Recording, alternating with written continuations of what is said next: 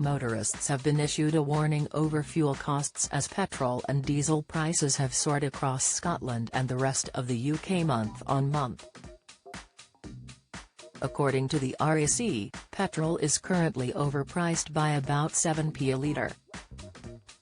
Diesel prices increased by more than 8p to 163p during September, with petrol up 4.5p to 152p on average amid global oil production cuts, according to a monthly report issued by the RAC.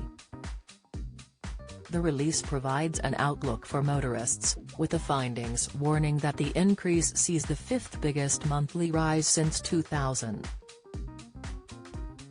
It follows another 8p rise during August this year, according to the RAC, with the petrol increase representing the fourth consecutive monthly increase, reports Birmingham Live.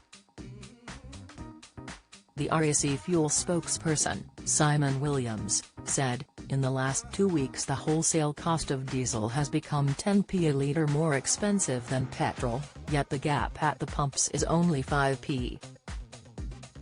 If retailers as a whole were playing fair with drivers, petrol would be at least 7p cheaper than it is now, down to about 150p from its current average of 157p. Williams added, "It's worrying that retailer margin across the UK is higher for petrol than it should be, considering the big four supermarkets were told off by the CMA for overcharging drivers by £900 million in 2022. While many have voluntarily started to publish their prices ahead of being mandated to in law, we still have a situation where wholesale price changes aren't being fairly reflected on the forecourt."